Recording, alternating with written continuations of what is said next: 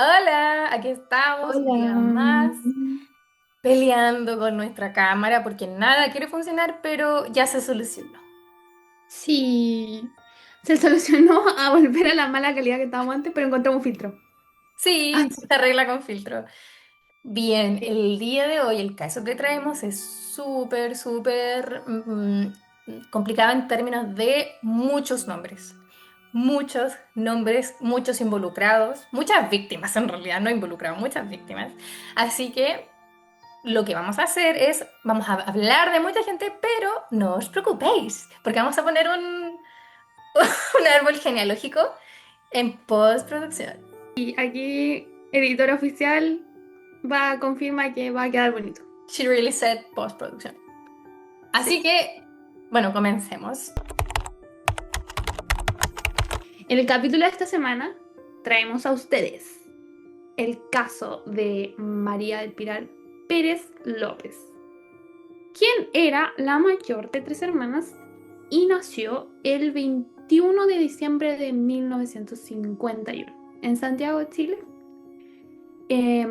quien al finalmente logró ser arquitecta y pero tenemos que dar como un antecedente en el que su infancia estuvo marcada por problemas con el control de la ira y tenía mucha impulsividad, lo que hacía que fuera una persona propensa a estallar en contra de las personas que estuvieran en su entorno. Era muy impulsiva, muy tenía muchos problemas con el control de la ira desde pequeña. Y es algo que se ve en el caso y que los testigos y personas que están, que, que la conocían en general, atestiguaron esto y sí fue así. Exactamente. Su papá era José Pérez Pérez, quien era un español que llegó a Chile porque escapó de la Primera Guerra Mundial, ya que había evadido el servicio militar. Era dueño de una conocida panadería en Providencia. Cuando José llegó a Chile, comenzó a trabajar en un molino llamado La Estampa, a cargo de los carretones repartidores de harina, y así fue escalando hasta que llegó a la administración de las panaderías. Por otro lado, su madre era la argentina María Aurelia López Castaño, que se casó con José el 25 de octubre de 1947. Y esta cuestión me perturba un poco, porque yo estoy muy en contra del matrimonio infantil, que esto era un matrimonio infantil. Yo creo que Y todas. lo voy a decir, lo voy a decir y es una opinión muy fuerte que tengo y algo que no transo, que es, estoy muy en contra del matrimonio infantil y por gracias, no sé, a la buena religiosa, no, no lo sé, no soy religiosa, pero me encanta ese dramatismo de decir gracias a Dios. Es Me una encanta muletilla. la forma dramática en la que se dice. Pero no sé, ya en Chile no existe el matrimonio infantil y solo las personas mayores de 18 tienen tienen la posibilidad de casarse. Ni siquiera con el permiso de los papás. Ni siquiera eso. Tienes que Wow. tener 18. Wow. Eso se llamaba disenso y se podía hasta creo que 2021, 2020, 2020 por ahí. Wow. Y eso se derogó en total y solo las personas mayores de 18 años pueden casarse. Ok. Y en este caso, María Aurelia con José ella tenía 17 años cuando se casó con él y él tenía 36. Wow. Y algo que no puse como en el guión, pero que me acuerdo y que llegó a darme risa o sea, de lo ridículo, no ridículo, sino lo que sorprendente que era y que la gente se diera cuenta de que había como un sobrino o primo, no, o amigo de la familia, no recuerdo qué relación tenía con la familia de Aurelia, pero creían, en una creyeron que él era el, el novio. Y lo confundieron, y era padrino, le dijeron, la mamá le dijo, oye, ese padrino en este matrimonio, y el loco fue padrino en el matrimonio. Y cuando van entrando como a la iglesia, lo confunden le dicen, ah, que era el novio, pensando que era el novio, Oh, porque era mucho más joven, que tenía como 25 años, una cosa así. O sea, no tan joven para una niña de 17, pero la diferencia se notaba. Una persona claro. de tantos puede pasar como alguien un poquito menor. Porque Eh, aparte en esos tiempos alguien de 36 años no se veía como se ven hoy en día aparte, pues claramente se debe haber visto como más viejito. ¿Has visto ese video? También, referencia. He visto ese video en el que pregunta, ¿qué edad tienes tú? 35. Pa. Y parece como de 50. ¡Ay, De sí! ahora. Sí, sí, sí, dice en ese video de, parece, no sé si es de Chile, no me acuerdo si es de Chile o Creo de que es de México. Chile. Parece, sí, cierto, en el que es un video de el extraño caso de por qué la gente en los 80 se veía más vieja que hoy en día. Y Sí, lo he onda, el visto. loco, había un loco que no tenía ni pelo, po, Sí, ¿cachai? a los 30, bueno, no ha cambiado mucho, No. pero, pero sí, sí, se ven más, se solían ver más viejitos. Yo creo que igual Sí, la por gente la se ve vida en súper. la que vivían, o sea, imagínate este pobre loco, ¿a qué edad estuvo cargando sacos de harina? Claro, tenían una vida mucho más físicamente agotadora. Claro, claro, precisamente. Sí, ahora hay muchas más comodidades en general. Y ya, continuando con el caso, María del Pilar era la hija mayor de este matrimonio. Y quienes luego tuvieron dos hermanas menores que se llaman Gloria y Magdalena. Ok, exactamente. El 3 de marzo de 1976, María del Pilar Pérez contrae matrimonio con Francisco Zamorano Márful. Tuvieron un hijo y una hija, la parejita, Juan José y María Rocío. Duraron alrededor de 15 años juntos y en la década de los 90, el padre de María del Pilar comenzó a mostrar síntomas de Alzheimer y se dice que tenía la intención de heredar el negocio de la panadería a Francisco, el marido de María del Pilar, cuando él falleciera. Sin embargo, él cambió de opinión una vez que Francisco se declara homosexual, lo que también provocó que se separara de María del Pilar Pérez en el año 1991, pero separarse de hecho, lo cual yo entiendo y tú me lo confirmarás, que se trata de separarse como por de boca nomás, no es que hayan hecho el trámite, ¿o sí? O creo que tiene Sí. algo que ver, perdón, tiene algo que ver con que se casaron también por la iglesia. Mm, sí, Así pero que, como también gracias a Dios. El Estado se separó de la iglesia hace muchísimos años, cosa que está perfecto, es un Estado laico. Eso como que no tiene que ver mucho, o sea, como es otro sistema, ya. ¿cachai? Y sí, en realidad uno se divorcia legalmente, pero tú tenés como que pedir una carta al Vaticano, creo que es, Sí, sí, es un tema cuando es católico. religioso medio, sí, un tema religioso medio extraño ahí. Así que el tema de separarse, de hecho, se referiría a que se separaron judicialmente nomás. O, Sí, es que hay una cosa que, mira, en derecho tenemos el divorcio, la separación judicial. Y no sé si se refieren a la separación judicial o que no se divorciaron, porque son dos cosas distintas. ya. Separación judicial tiene que ver con que el vínculo matrimonial no se, ¿Rompe? no se rompe, sí. Es otra palabra, pero no me acuerdo en este momento. Eh, Técnica. sí, una palabra más técnica que se Exacto. utiliza la ley, no se disuelve. El Ah, ya. matrimonio no se disuelve, eso. Exacto. El matrimonio no se disuelve en la separación judicial, sino lo que pasa es que normalmente se liquidan los bienes.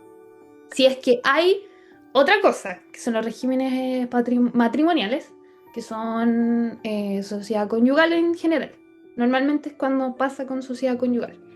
No recuerdo en este momento si si se puede meter las otras dos, que son separación de bienes y participación en los gananciales.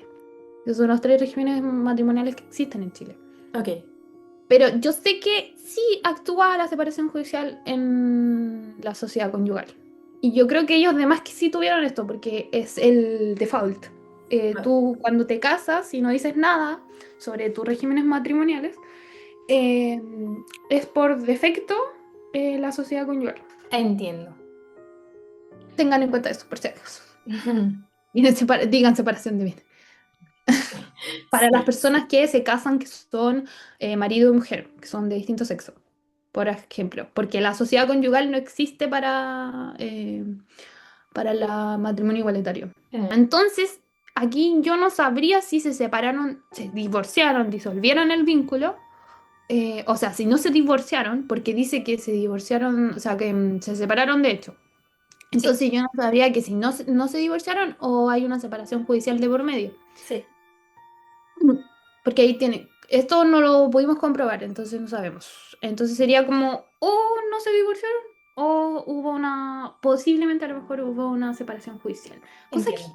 que yo como viendo el perfil de cómo es ella, diría que es muy factible que a lo mejor se separaron judicialmente para no tener, para disolver la sociedad en general y no tener problemas entre ellos con los bienes, porque es algo muy importante para ella. Sí, ella. Plata, plata, plata, plata. Sí. Vamos, y voy a averiguar por qué.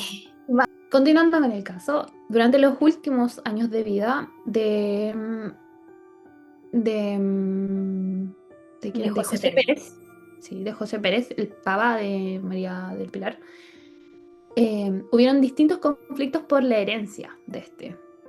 Pero finalmente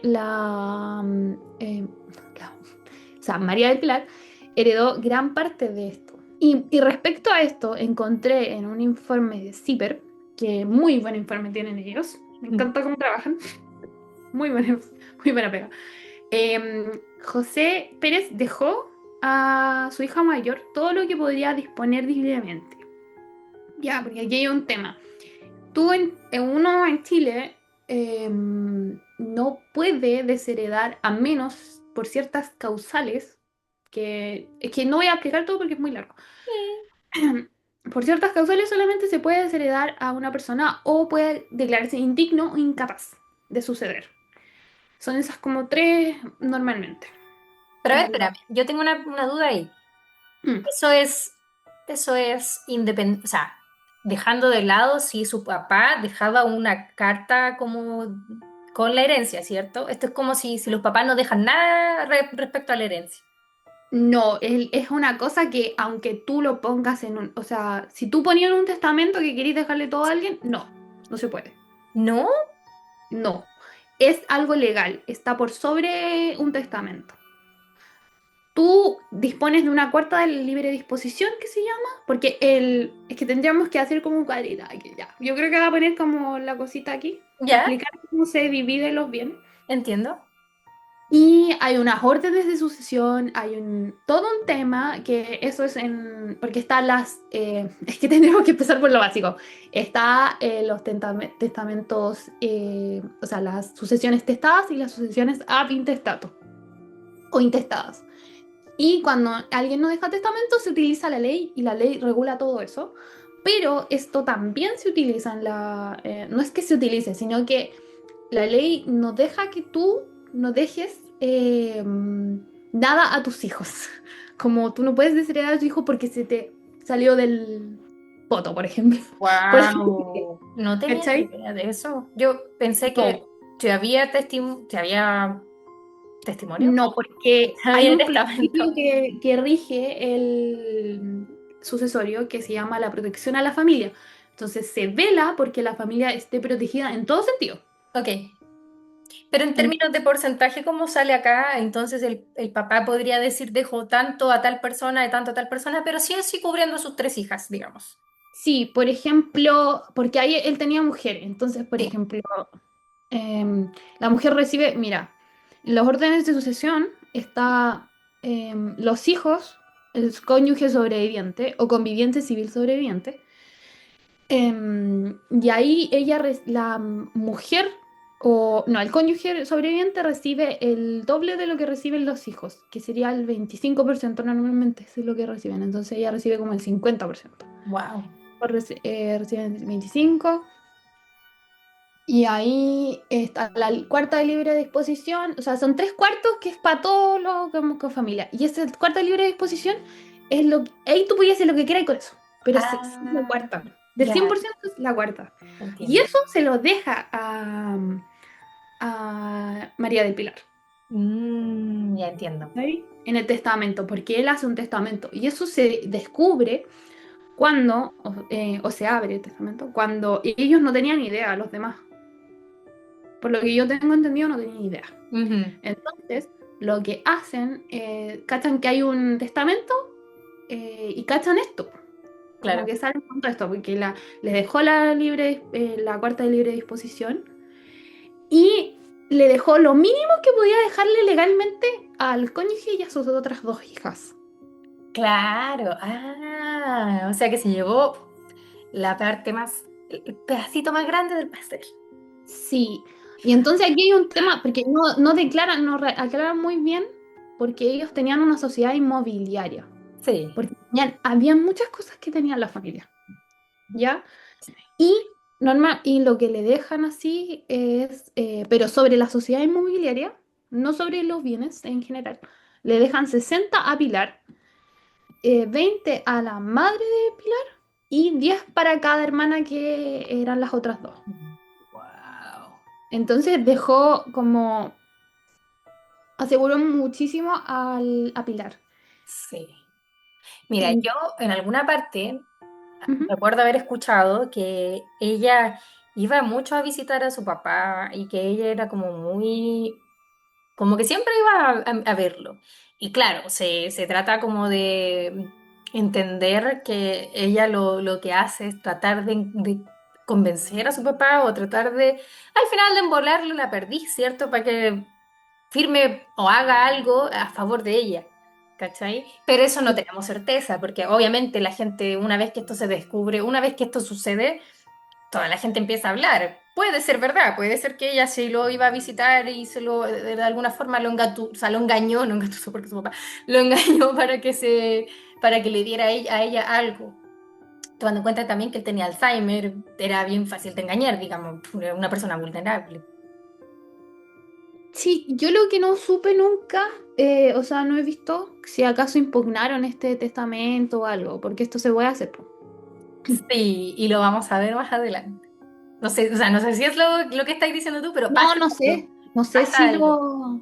no sé, no sé si pasó o no. Pasa algo, lo vamos a ver más adelante.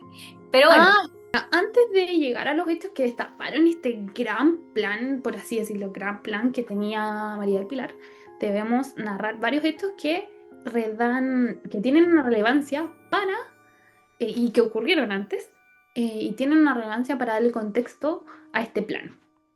Y hay un tema con Magdalena, que es una de las hermanas de Pilar, que relata que una vez incluso intentó atacar a Gloria, la otra hermana, María del Pilar intentó atacar a la otra hermana eh, y esta última estaba embarazada, o sea, no le importaba nada. claro, de a poquito vamos como revelando cosas que ella hizo a través por su ambición, digamos.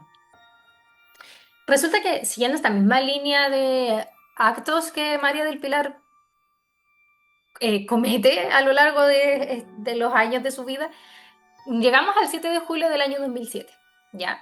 La nuera de María del Pilar, o sea, pareja de su hijo Juan José, creo que se llamaba el niño.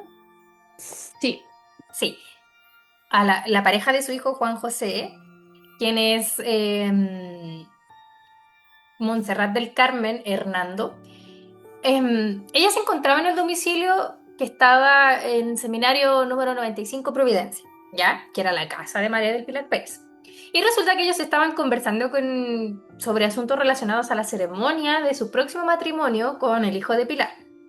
Ella cuando se dispone a retirarse, y la mujer, María del Pilar, la empuja de las escaleras.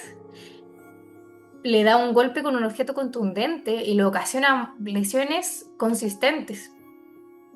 Una fractura nasal, eh, una herida contusa en el cuero cabelludo occipital, heridas cortantes supraciliar por las cuales fue atendida en un centro asistencial, determinándose que tenía un tiempo de incapacidad y recuperación de más de 30 días, o sea, ya son lesiones graves. Em, ¿Por qué ella no quería que él se casara con su hijo? No lo sabría explicar exactamente, pero sí sé que una vez ya casados, a ella no le invitaron al matrimonio. Realmente tiene mucho que ver con que es su único hijo varón, con que aparte que ya para esta altura ya estaba separada, entonces tener que en el fondo este tema de perder a su hijo a manos de otra mujer, les da mucho, o sea, debe haber estado muy celosa. Recordemos también que ella era una persona muy narcisista. Entonces, si la atención no recae en ella y recae más encima en otra mujer, porque ella se iba a casar, ¿cierto? Gatilla pensamientos y actuaciones que no son correctos, digamos. Sí, respecto a esto, las lesiones graves son, o sea, son lesiones graves porque literalmente el doctor es quien decidiría en último caso, o sea, con el informe del doctor se puede determinar si son lesiones graves o lesiones leves. Sí. Porque si son más de 30 días en la que dejas inhabilitada a una persona como para, o sea, no lo dice así la ley, pero es como, al final lo que quiere decir la ley es que inhabilitada en el sentido de poder ejercer su vida cotidiana, o sea, como vivir Claro, ir a normalmente como trabajar. lo hacen. Si son más de 30 días, son lesiones graves. Y eso normalmente lo hacen los informes de los médicos. Y, y si son menos de 30 días, automáticamente son lesiones leves. Leves, ok. A finales del año 2007, María del Pilar Pérez contacta a Mario Ruz Rodríguez, a quien conocía por temas laborales. No pudimos encontrar muy bien cómo se conocieron, pero suponemos que le habrá hecho algún trabajo o algo así, no sé, porque igual como que ellos tenían como dos casas en seminario, entonces igual es como, yo creo que tendrían como algún servicio o algo que hacer, no sé. No sé. No pudimos encontrar cómo se conocieron, pero Sí. se dice que es por temas laborales. Y la cosa es que ella, María del Pilar, le consulta a Mario por un sicario para asesinar a su ex esposo, Francisco Zamorano, y su actual pareja, Héctor Arevalo. Y diciéndole que le va a pagar 1 millón de pesos por cada uno. Esto es en diciembre de 2007.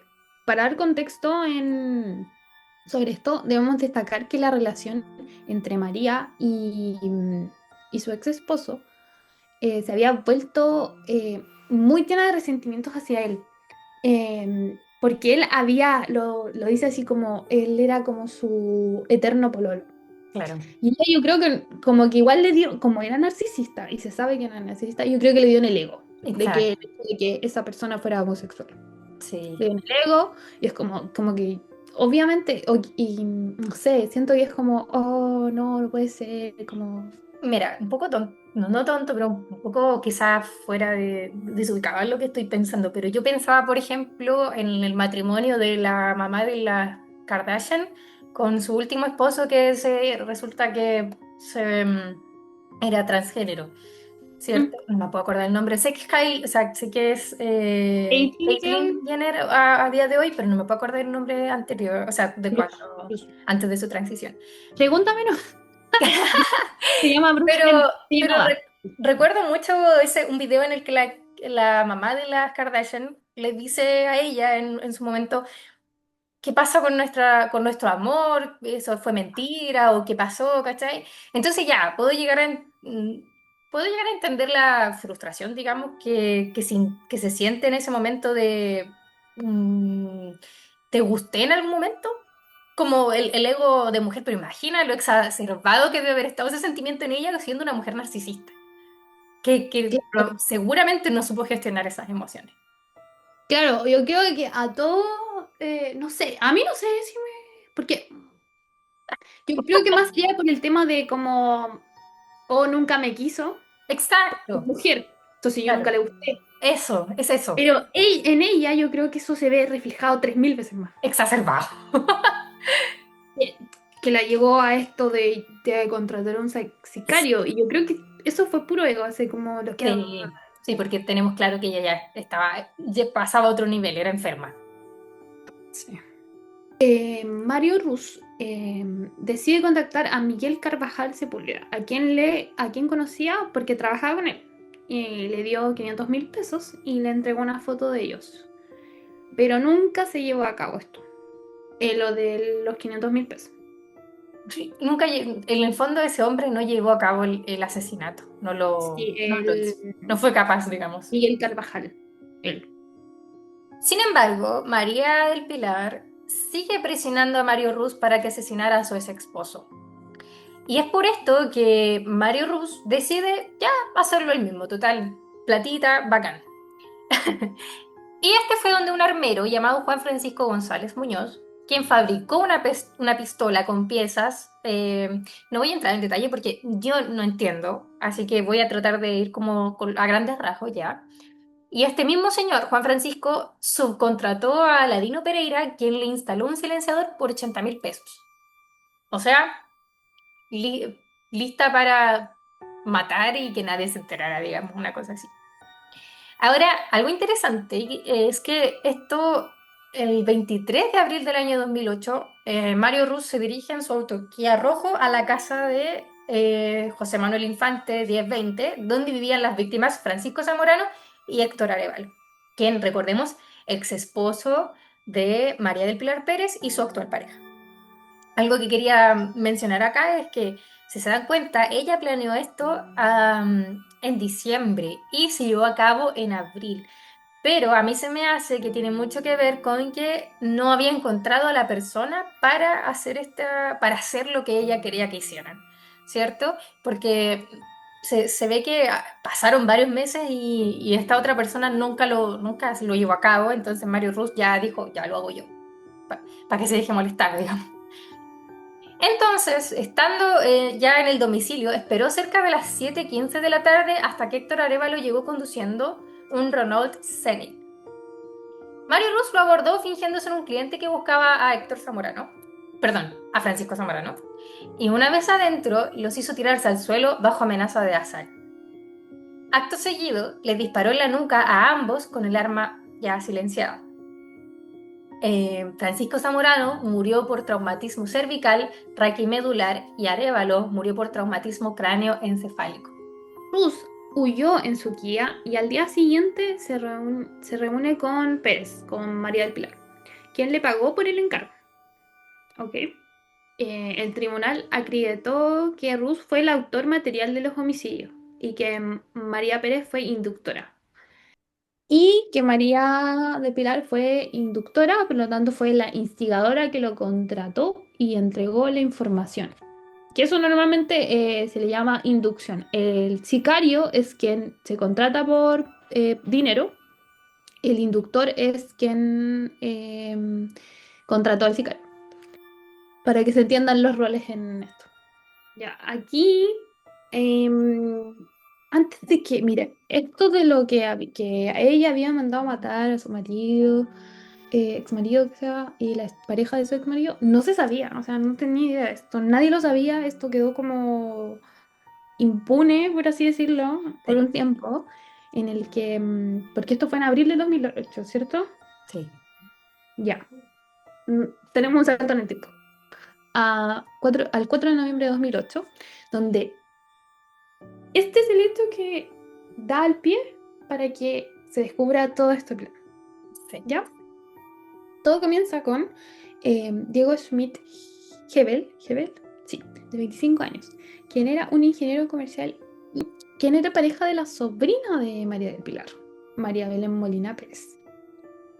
Em, Siendo este mismo día, este dicho día, y faltando 10 para las 8 de la mañana, Diego pasa por la casa de María Belén para dirigirse al metro, ya que esto era una costumbre que tenían entre ellos.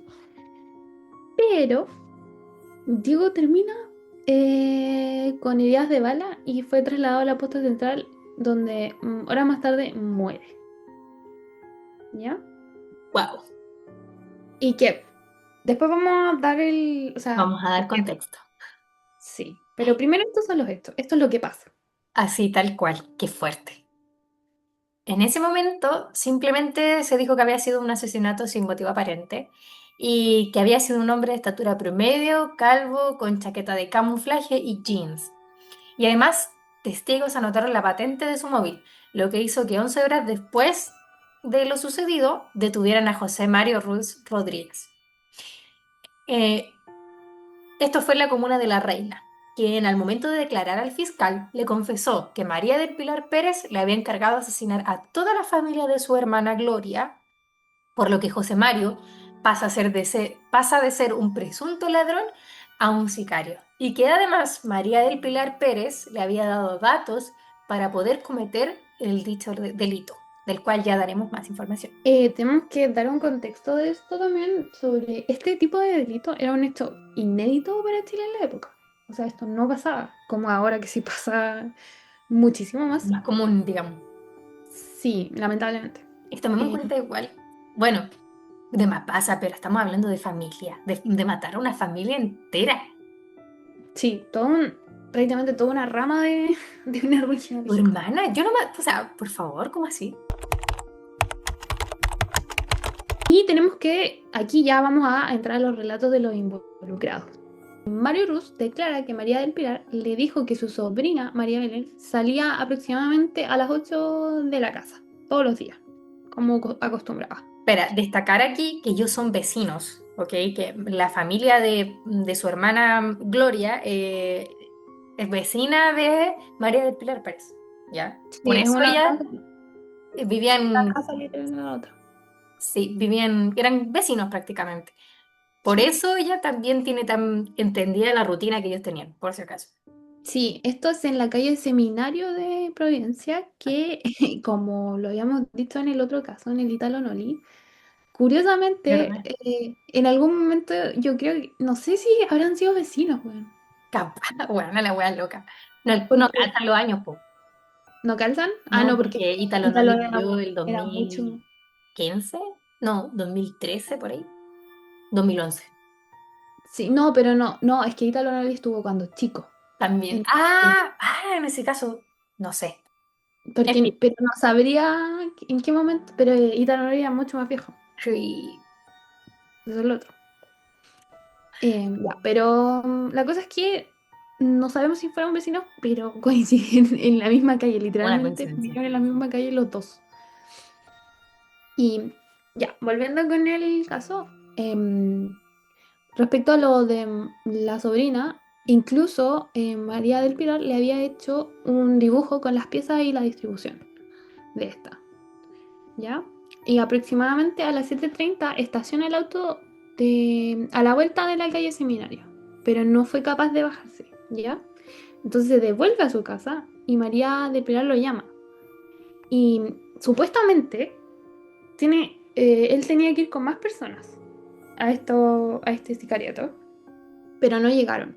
Entonces él le dice por teléfono, María del Pilar lo llama y él le dice que no llegaron los demás, quienes lo iban a acompañar a trabajar, por así decirlo. Y cerca de las 8 a.m., Rose estaciona frente a la casa por la misma vereda. Ya, y esto aquí hay una inconsistencia, porque hay otra parte en la que hay otro testigo que dice que se estacionó en otro lado, pero ahí lo vamos a explicar. Ya, pero el Rus declara que se estaciona en la casa por la misma vereda que es donde está la casa. Y llega un joven alto que toca el timbre y él se pone a su lado. Entonces cuando suena el tac de la puerta para abrirse, Rus dice que saca la pistola, que traía en un banano rojo y que aquí no puse, pero él también llevaba un bolso. Llevaba un banano rojo en la que tenía la pistola. Entonces saca la pistola de este banano, empuja a Diego y María Belén, ya que María Belén es quien abre la puerta. Y comienza este forcejeo en el que se le salen dos tiros, o sea, forcejea con Diego. Y se le salen dos tiros en que uno de estos le da a Diego. El papá de María Belén, quien es Agustín Molina, narra que escucha gritos con la voz de María Belén diciendo que estaban asaltando a Diego, lo que le hace bajar las escaleras y ver lo que estaba pasando. María Belén no deja que su padre salga a perseguir al sujeto porque le dijo que lo podía matar, pero él la hace a un lado y al salir de la casa se da cuenta de que José Ruz no está. Mario Ruz en este caso, recuerden que ese es su primer nombre, José. Por lo que sale en su persecución por la calle Seminario, pero se devuelve a la casa porque comienza a escuchar los gritos desgarradores de su hija. Un testigo, que no da su nombre, narra lo siguiente. Escuché que gritaban asesino, que le detengan. Por lo tanto, este testigo se baja del auto y ve a un sujeto de unos 1,70 m aproximadamente y llevaba una casaca de camuflaje, como se mencionó, cruzando por la calle Seminario, entrando por la calle Mate Pérez y se sube al tercer auto estacionado que era un Kia Pop rojo. Es aquí donde está la inconsistencia, ¿cierto? Porque hasta donde sabíamos el auto estaba estacionado afuera de la casa, pero al parecer no. ¿Ya? Según este testigo, Ruth mostraba manchas de sangre en el rostro. Además, narra que condujo hacia el lugar de los hechos para dar la patente a los carabineros y es allí cuando se da cuenta que hay un joven en el suelo con un impacto de bala en el cuello y con mucha sangre alrededor. Algo también Ujú. que yo leí y no colocamos es que cuando Mario Ruz dispara, lo que Diego Schmidt hace es empujar a Belén hacia la casa o dejarla adentro de la casa y él se queda afuera para atacar, o sea, para enfrentar a este sujeto. Y es ahí que pasa toda esta situación donde él le dispara, Sí, porque Diego se interpone y sí, por eso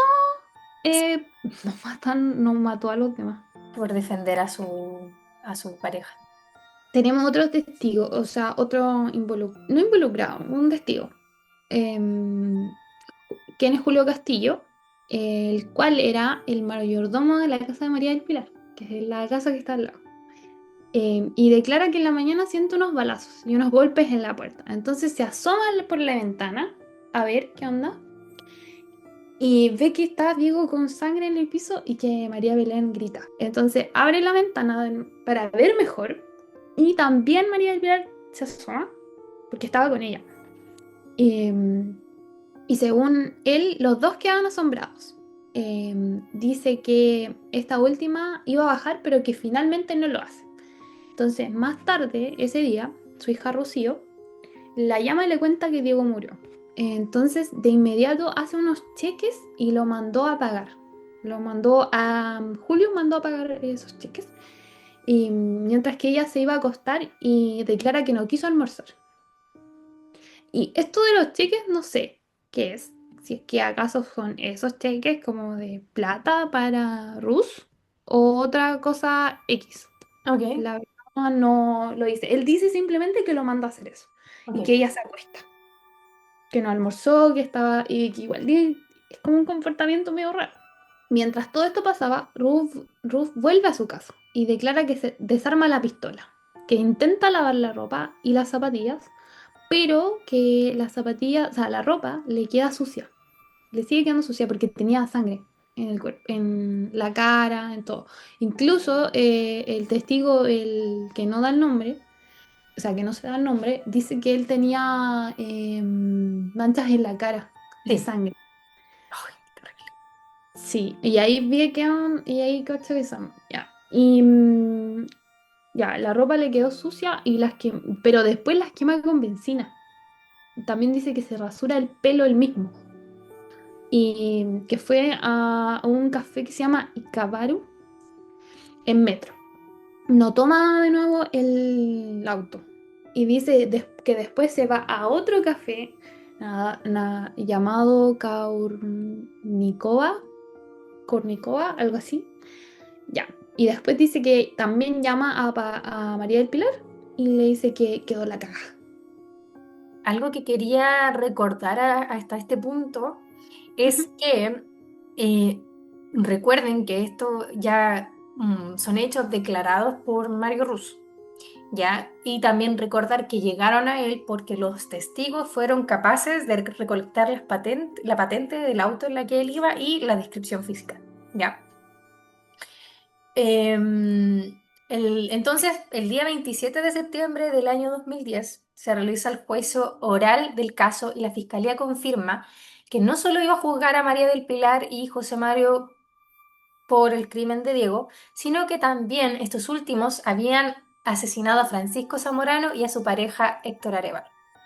Cabe recordar que el primero de estos era el ex marido de María del Pilar Pérez, ¿ok? Este había sido el llamado homicidio de calle Infante. Eh, el fiscal de la causa narra que el hecho de haber salido con éxito de estos homicidios habría provocado la idea de continuar con los demás asesinatos a los demás integrantes de la familia. En este caso, la familia de su hermana, ¿cierto? Que finalmente no se pudieron llevar a cabo. Todo para quedar como la única heredera de los bienes del padre de María del Pilar. También se estableció en el juicio que María del Pilar observó el asesinato de Diego desde el balcón de su habitación. Según que le pagaría 10 millones por cada asesinato. No lo podemos comprobar. No sabemos si son 10 millones por persona, porque si era así, wow, ¿de dónde sacó la plata? No sé. Pero iba a pagar 10 millones por persona. Tomemos en cuenta que estamos hablando de Agustín, que es el padre, Gloria, que es su hermana, María Belén, que era la hija de su hermana. Y bueno, en este caso y esto es lo que encuentro más extraordinario, o sea, más terrible de esta situación, es que Diego Schmidt como tal no tendría por qué haber fallecido en ese contexto. Porque si Mm. bien fue eterno amor también de María Belén, e incluso ellos se iban a casar y estaban esperando a que ella terminara la universidad, em, como tal no influía en su herencia o no. Entonces, si uno lo piensa, falleció en que no debía fallecer. Claro, Suena sí. muy triste, o sea, y suena muy extraño, muy triste todo. Ari Rus, en el fondo, asesinó a la única persona que no debería haber asesinado. Sí. Otra cosa bien interesante es que habían pruebas sobre el comportamiento de María del Pilar que ya conversamos respecto a su narcisismo y cómo ésta veía a su familia, porque había muñecos con alfileres clavados, como muñecos vudú, e incluso fotografías con los ojos quemados, entre otras cosas. Hay un análisis psicológico que hace el SML, que es Rodrigo Dresner, se llamaba el psiquiatra, Ujú. en donde relata que esto para dar más contexto de los motivos del móvil de María del Pilar, supuestamente. Eh, y relata que hay un cuadro familiar altamente disfuncional, en donde en la familia habían dos bandos. Uno relata que la madre de María del Pilar es una madre autoritaria, dominante, y que dice que estaba en constante confrontación con el papá de María del Pilar. Y a quien supuestamente ella maltrataba psicológicamente. También hay un relato del CIPER en el que hacen una investigación con el amigo de José Pérez, del padre de María del Pilar, que era se llama Humberto Díaz Cabello, y relata que eh, José Pérez era un hombre de perfil bajo y disminuido por parte de la familia de su mujer, en donde había construido un bloque en donde que se constituyó un bloque por la madre, por la abuela y por las hermanas de María del Pilar, y por otra parte estaba María del Pilar, quien sacaba la voz por su padre. Ella defendía supuestamente a capa y espada a su padre, en todo, porque y le hacía como si ellas decían tal cosa, ella decía lo que su papá quería decir, que no estaban de acuerdo. Entiendo. La familia de materna de María del Pilar era muy controladora con el papá de esta. Y que dice Humberto que incluso no lo dejaban ver a su familia. A la familia, porque no, José tenía dos hermanos más y tenía una hermana. Y todos eran españoles, todos llegaron a Chile después de la Primera Guerra Mundial. Entiendo. Ya, y ellos, a él y a otro hermano les fue súper bien en lo de la panadería, me acuerdo. Y hay Sí. uno que no le fue tan bien. Y a ese como que, a Emilio, creo que se llama Emilio y Seferino, algo así.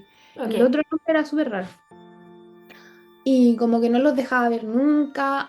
Creo que la hermana de José no la terminó como en un psiquiatra o algo así, como en una casa.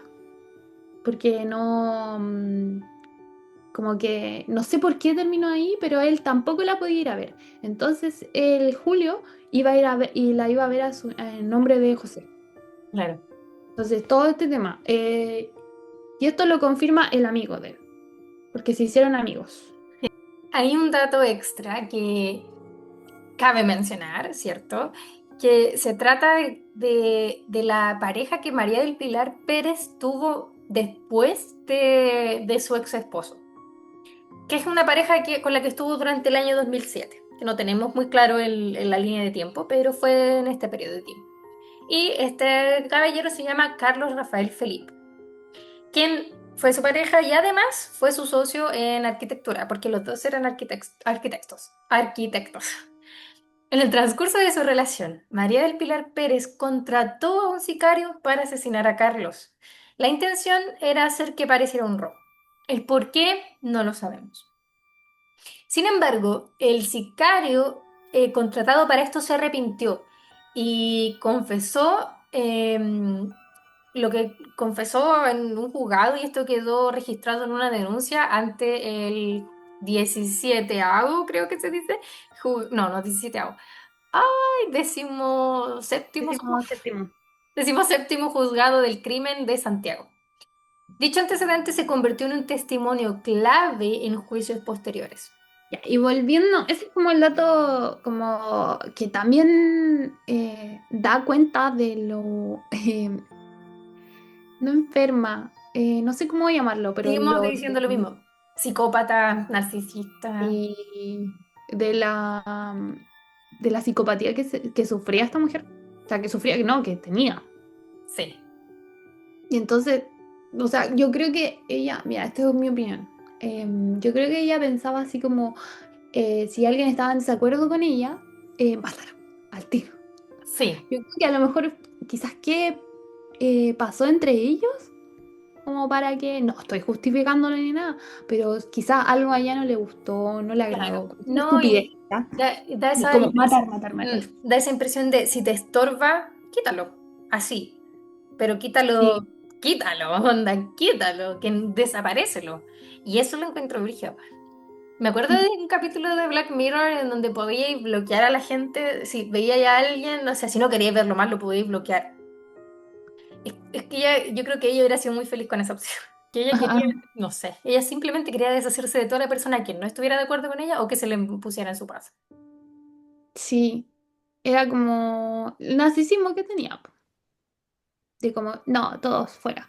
El fiscal a cargo de este caso, del caso Smith Heaven, Carlos Gajardo, también, que también se llama Carlos Gajardo, o sea, Carlos, informó que se había tomado declaración el primer sicario contratado por Pérez para intentar matar a Carlos Felipe, que era La pareja. la pareja de María del Pilar. Ya, entonces tenemos también a Carlos Felipe, quien se encontraba viviendo en Canadá en ese momento, y también entrega su testimonio vía telefónica y detalla que su expareja había intentado matarla. El fiscal explica que en estos antecedentes eran importantes para dar credibilidad al caso de Smith Heber, mostrando que Pérez había planificado crímenes con maquinación y frialdad. Sí, algo que no me había hecho sentido, pero ahora que lo estábamos conversando entendí, es que Carlos Felipe también habla de que él había visto cómo ella tenía estos muñecos vudú y todas estas cosas en su casa. Él cuenta eso en vía telefónica. Y por eso también uno puede decir, wow, se sabe, se entiende que existía una especie de odio hacia su familia. ¿Ya?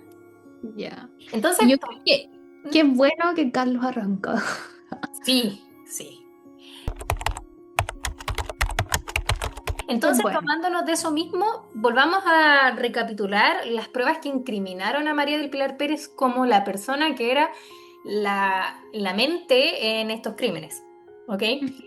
Entonces, recordemos que Mario Ruz tenía un plano de la casa de de la hermana de María del Pilar Pérez, la señora Gloria, en el cual detallaba las habitaciones en las que se encontraba cada uno, porque ellos también vivían, eso se nos olvidó decir, po, que ellos también vivían con la mamá de Gloria, la señora Aurelia creo que se llamaba, la mujer, Sí. ¿ya? Así que iba a matarlos a todos. En fin.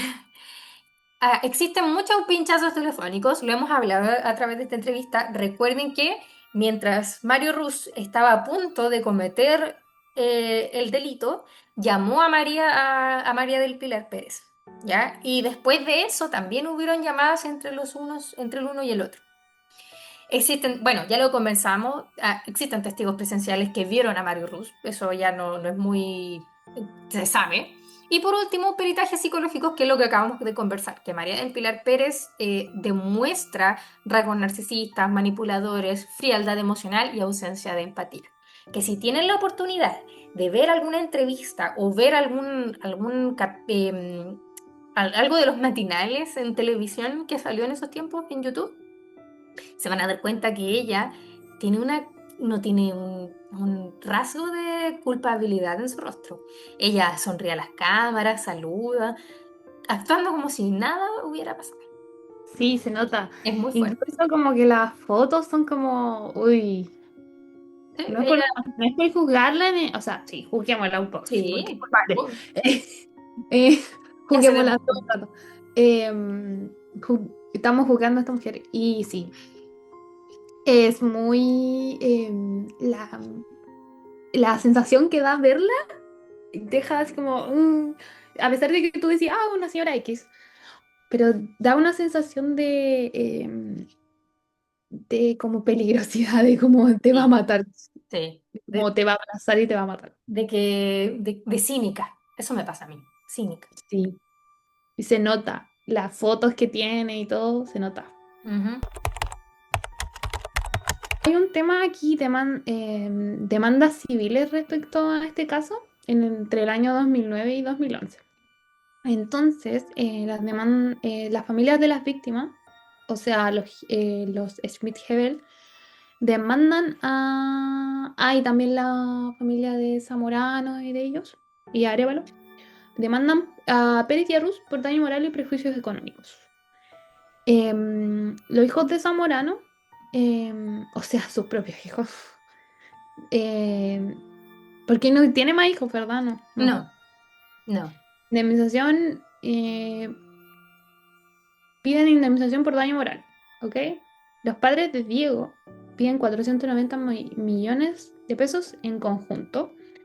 La familia Molina Pérez, o sea, su La familia Solís. hermana, hermana, sobrina y cuñado, piden entre 25 y 40 millones cada uno, ¿ok? En términos de condenas, ya podemos ver por qué culparon a María del Pilar Pérez y cuánto tiempo va a estar en la cárcel esta mujer. Resulta que autora de lesiones graves el año 2007, esto para mí tiene que ver con lo que le hizo a la pareja de su hijo, Ujú. Montserrat. Inductora de parricidio contra Zamorano y homicidio calificado contra Arévalo en el año 2008. Ah, algo que no mencionamos es que no se declara homicidio frustrado por parte de ella hacia Montserrat porque no se quería, no se confirma, no se logra confirmar que ella quisiera asesinarla como tal. Ya, importante. Inductora de robo con homicidio consumado y frustrado en el caso de Diego Schmidt Hebel y la familia Molina en el año 2008. Finalmente, José Mario Ruz Rodríguez también fue condenado por ser autor material de los homicidios del año 2008 por Héctor Arévalo y Francisco Zamorano, autor material del robo con homicidio Diego Schmidt-Hebel y de los homicidios frustrados contra la familia Molina. Mm, Creo haber leído en alguna parte que una vez que él le dispara a Diego en ese transcurso del día, él también le quitó algo a Diego Schmidt, pero no me puedo acordar qué. Creo que les hurgó los bolsillos, algo por el estilo, una vez que él estaba ya en el suelo. ¿Ya? Ah, Por ya. eso se habla de robo. Sí, porque eso te iba a decir, ¿por qué robo? Sí, creo haber leído eso en alguna parte, pero no lo colocamos. Espero que, o sea, pero estoy un poco segura de que así fue. Sí, no, sí, sí. Claro, pues que estaba pensando se configuraría el robo porque literalmente el robo, como para definirlo, se quiere decir que algo se saca de la esfera de poder de otra persona. Ujú. Sí, dice esfera de poder. Me da risa eso. Muy exótico. Pero Sí, bueno, suena muy chistoso. sí, algo, sí, pues entonces sería robo porque si le quitó algo a la fuerza y a través de y robo con homicidio, literalmente, a pesar de que son dos delitos, es un artículo solito en el Código Penal y está establecido como un delito en conjunto. Claro, O se van a tomar como dos penas, ¿cachai? ya. Una. Ok. Los detalles respecto a qué pasó después con María del Pilar Pérez eh, es que en enero de 2011 el tribunal la declara culpable y fue condenada a presidio perpetuo calificado. O sea, tiene que cumplir 40 años de pena efectiva antes de poder solicitar algún beneficio. ¿Ok? Que beneficio, por ejemplo, sería, Pregunta. no sé, em, salidas dominicales, que Ah, salir el domingo, por ejemplo. entiendo, ya. ¿Cachai? Eso podría ser uno. Además, el fallo fue confirmado por la Corte Suprema, porque yo creo que se apeló. Sí, Se apeló en algún momento y se pudo. sí, ¿Ya? Entonces sus recursos, ya, sí, recursos, ya. Y sí. recursos de revisión fueron rechazados posteriormente. ¿Ok? Entonces, desde entonces está recluida en un centro penitenciario femenino de San Joaquín, que es una prisión de alta seguridad para mujeres. ¿Ok? En la cárcel, ella asiste a esta misa. También hace rosarios de ganchillo. No sé qué será eso, pero vamos a ver una foto. Y hace Eh, artesanía, sí, en la cárcel y, hace manualidades. y participa en el taller de pastora. Es que me genera ruido que haga eso. Ya, mira, yo no estoy en contra de que la gente en la cárcel haga cosas, porque, bueno, yo soy como, yo pienso, tengo muy opiniones impopulares respecto a los reos de una cárcel, a las personas privadas de libertad, ¿ok? Em, Cosas que no, que la gente normalmente no está de acuerdo, Ujú. pero yo sí estoy de acuerdo. Entiendo. Pero, por ejemplo, se me hace muy irónico que ella vaya a la misa. ¿Cachai? Se me hace irrisorio, como... se me hace un cara de rajismo total. Pero bueno. Total. em, no recibe visitas de familiares. ¿Y qué esperaba el weona? Yo no entiendo. Estoy muy heavy. ¿Sorprendida? Gendarmería asigna a un funcionario para ayudarla con compras y necesidades en prisión. Entonces yo creo que alguien le debe traer cosas de afuera, porque de plata no creo que le falte. Ay, eso era algo que quería decir, es que Ujú. yo también leí que ella tenía una pensión por su carrera, porque como era arquitecta, tiene pensión, ¿ya? Se habrá Claro. jubilado en algún Ojo. momento de su vida, tiene pensión, por eso tiene plata, ¿ya? Ya. De ahí, pues, porque yo estaba pensando, ¿qué pasó Sí, con...? ¿quién la va a pescar esta buena? Sí, no la pesca ni su sombra, porque ni ella confía en... Para mí que ni su sombra confía en ella, en Yo ella. creo. Sí. Ya. Y dice, vive con una fuerte convicción de su inocencia y ha manifestado sentirse injustamente condenada. Ya, otra vez, ¿qué esperabais? Ya. Es que esta cree que una hueona. Ella siempre ha insistido en su inocencia, desde los primeros años que está en prisión. ¿Ok? Sí. Y sustenta que su caso no es el único que está errado en el sistema judicial. En 2019 y 2022, su defensa presentó audiencias de reformalización y recursos de revisión. El recurso ante la Corte Suprema en 2022 fue rechazado. La residencia donde ocurrieron los crímenes, Seminario 95, fue vendida para indemnizar a las víctimas y ahora pertenece a la Inversiones Concepción S.A. El otro inmueble en Seminario 97, donde ocurrió otro asesinato, fue demolido y reemplazado por oficinas y una farmacia. ¿Ya? Un dato que no supimos dónde más podríamos haber colocado es que a esta mujer, María del Pilar Pérez, se le conoce como la Quintrala o la Quintrala de Providencia o la Quintrala de Seminario, ¿ya? Es porque se hace una comparación con la Quintrala original, quien era Catalina de los Ríos y Lisperger, quien era una terrateniente y asesina serial aristócrata en la época colonial chilena. ¿Ya? No sé cuál es la comparación. Si te soy sincera, no conozco muy bien el caso de la Quintrala original, porque no, nunca me he dado la tarea, pero bueno. Ahí lo dejamos a ustedes, pues en caso de que quieran descubrir el porqué. Ahí les quedo. Porque no sé si haríamos como, si es un caso criminal, como para, o sea, se supone, la gente dice que mató a su papá. Es que yo tenía entendido esto, que había, pero no se sabe, es como que conspiró o algo así, pero yo sabía también, algo que sí estaba confirmado, es que ella era muy cruel y abusaba de sus sirvientes. Sí, viéndolo así, como que no me cuadra mucho. Y se supone que mató a harta gente y todo, pero es que igual ella era una terrateniente, entonces como que puede que a lo mejor pasó, porque ¿qué le iban a hacer a ella? ¿Cachai? Si Sí, era en esos años alguien de también. poder. Por otro lado, y hablando de Mario Ruz, vamos a hablar de qué pasó con él después de su condena. En- pero primero, en mayo de 2011, la Corte Suprema ratifica la condena inicial del tercer Tribunal Oral en lo Penal de Santiago, en donde Ruth es declarado culpable como autor material de los homicidios de Francisco Zamorano, Jorge, no, perdón, Héctor Arevalo y Diego Schmidt-Hebel, confirmando la culpabilidad y la pena correspondiente. Recibió por esto un presidio perpetuo simple con una disposición en el que debe cumplir 60 años de pena de condena efectiva, ya que primero debe realizar la parte más grave, o sea, no realizar realizar en el sentido de cumplir. Homicidio, que sería el homicidio calificado, con presidio perpetuo calificado. Y lo que ahí, en ese momento, le permitiría acceder a beneficios que tienen los RA Tal en como general. comentamos con María del Pilar, ¿cierto? Exacto. Después de 8 años en la cárcel, recluido en la cárcel de alta seguridad, en octubre del año 2016 fue trasladado al penal Colinamo, donde actualmente cumple su condena. Se le otorgó un régimen carcelario menos estricto debido a su perfil de bajo conflicto y buena conducta, lo que implica más horas de desencierro y mayor contacto social. Sin Ujú. embargo, ya en abril de 2025 se reportó que Rus había sido sancionado con 10 días de aislamiento total dentro de la alta seguridad por poseer un celular escondido en una caja de herramientas con compartimiento secreto.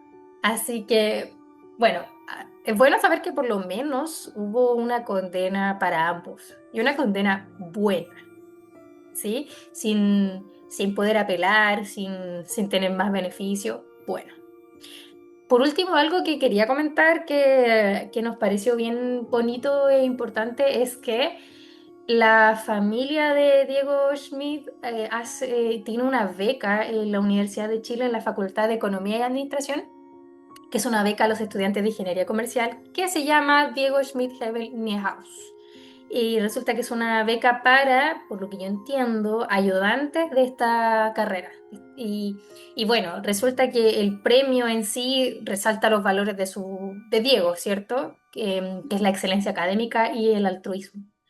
Y no sé hace cuánto tiempo se da este premio, pero sí se puede decir que hasta el día de hoy lo siguen dando.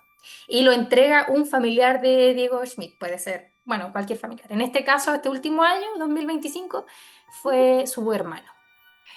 Así Bueno, que este fue el de más caso. que de más que nos dejamos algo en el tintero, de más, porque igual Sí. había muchos detalles, había mucha información sobre la familia de María del Pilar, de cómo actuaban, de cómo era la relación que había entre ellos, que era complicadísima. Y algo que no mencionamos mucho, pero claramente está, es el luto que vivieron toda la familia después de la muerte. Primero, los hijos de María del Pilar Pérez por la muerte de su papá y el shock al saber que fue llevado a cabo por su madre. Y aparte, por parte de María Belén y la familia de María Belén, porque en el fondo Diego, como lo comentamos, Diego es su eterno amor, ¿cachai? Se iban a casar y todo eso, así que sí, e incluso hay muchas entrevistas, no, no sé si muchas, pero hay varias entrevistas donde los papás de Diego Schmidt también hablan y ellos cuentan que, ¿qué se hace ahora? Le preguntan así como, ¿y qué van a hacer ahora? ¿Qué se hace ahora? Vivir con el dolor. Yo creo que es algo que nunca olvidas, Mm, sino que aprendes a vivir con eso y definitivamente, aprendes a aceptarlo. Eh, definitivamente. sí, o sea, algo que destacamos en este caso y que nos llama, a mí yo estaba como muy impactada de la frialdad que esa mujer tenía. Sí, pero bueno, podemos cerrar esto diciendo que ella puede ya recién apelar a algún beneficio en el año 2070. Estamos en 2025, lo cual probablemente a estas alturas ya esté demasiado viejita para eso. Sí, porque nació en el 51, tiene más de 70 años. Sí, así que ya está, pero En esta época ya tiene más. Algo que vi que tampoco pusimos, eh, y tampoco creo que. tam- pero no me crean mucho, lo voy a confirmar de nuevo y lo voy a poner acá si en el momento en el que edite esto. Que ella comparte celda con otro personaje, o sea, persona, no personaje, que es la asesina de Nivaldo, del profesor Nivaldo. ahí no tengo idea.